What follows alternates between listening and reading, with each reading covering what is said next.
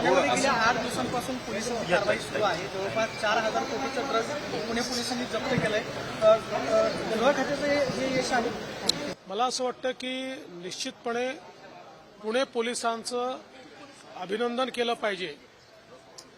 ज्या प्रकारे त्यांनी ड्रग्सचा हा संपूर्ण साठा हुडकून काढलेला आहे.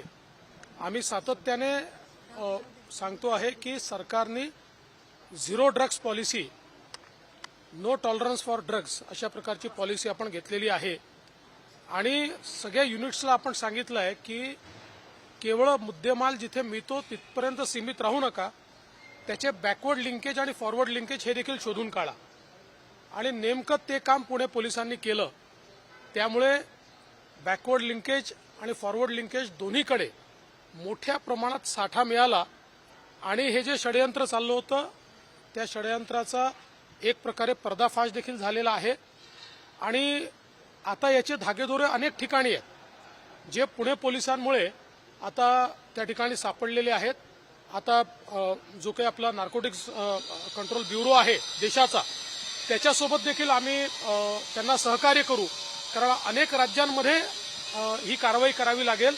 तर आपल्या पुणे पोलिसांच्या इन्फॉर्मेशनवर आता वेगवेगळ्या राज्यांमध्ये कारवाई सुरू झाली आहे. लोकसभा निवडणुकीच्या दृष्टीने आज ॲपचं लॉन्चिंग जे आहे ते नागपूरमध्ये आज काही वेळा केलेलं आहे. कशी नेमकी सगळी तयारी सुरू आहे? जागा वाटपाचं कधीपर्यंत माहिती नाही, जागा वाटपाच्या संदर्भात आमची एक बैठक झाली आहे. ती समाधानकारक झाली आहे. अजून एक बैठक आम्ही करू आणि मला असं वाटतं की आम्ही लवकर जागा वाटप करू शकू. नारायण राणे आणि राहुल नार्वेकर विधानसभा अध्यक्ष त्यांचं नाव फायनल झाले का? तशी चर्चा आहे, तशी बातमी आली. चर्चांवर नावं फायनल होत नसतात. एक प्रोसेस असते. ती प्रोसेस ज्यावेळेस होईल त्यावेळेस कोणाकोणाची नावं फायनल झाली ते तुम्हाला निश्चितपणे सांगू.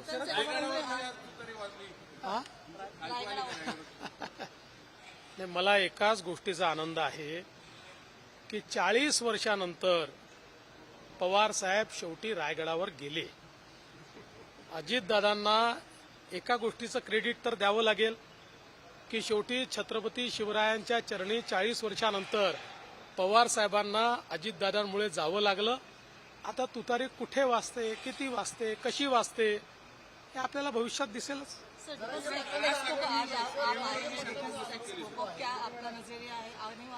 डिफेंस के लिए ये कितना महत्वपूर्ण रहेगा?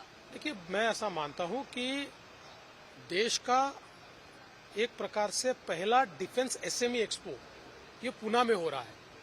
आज अगर हम देखें तो हमारे देश में सबसे फास्टेस्ट ग्रोइंग सेक्टर ये डिफेंस मैन्युफैक्चरिंग का है. और इसमें असीमित संभावनाएं भी है. इसमें बड़े पैमाने पर निवेश भी है.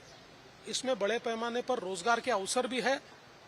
और इस क्षेत्र को महाराष्ट्र में हम लाए, महाराष्ट्र को उसका फोकल पॉइंट बनाए, इस दृष्टि से ये एक्सपो हमने तैयार किया है, लगाया है.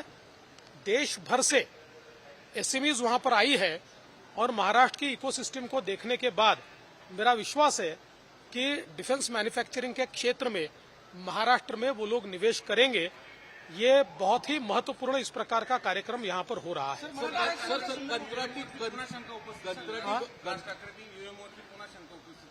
कोणी कशावर केली? मागे त्यांना पटलं होतं ईव्हीएम, आता नाही पटत आहे. पुन्हा पटेल, काळजी करू. कंत्राटी भरतीचा जी तुम्ही रद्द केलेला होता. आज एमपीसीबी जी लोकांची भरती करते विविध पदांवर, असं आहे. नाही, असं आहे, कंत्राटी भरतीचा ज्यावेळेस GR रद्द केला त्यावेळेसच आपण सांगितलं होतं की ज्या डिपार्टमेंट्समध्ये गेली 20-25 वर्ष कंत्राटी पदं आहेत ती पदं त्यांना भरता येतील. हे काही आज नव्याने ते करत नाही आहे. काही डिपार्टमेंट्स हे कंत्राटी पदांवरच चालतात कारण त्या जॉबचं नेचरच तसं आहे. त्याच्यामुळे कुठेही नव्याने ते होत आहे असं मानण्याचं कारण नाही. चला,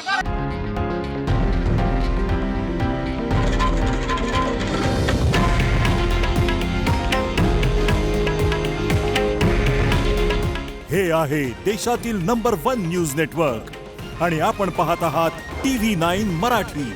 काळजी तुमची, हित महाराष्ट्राचं.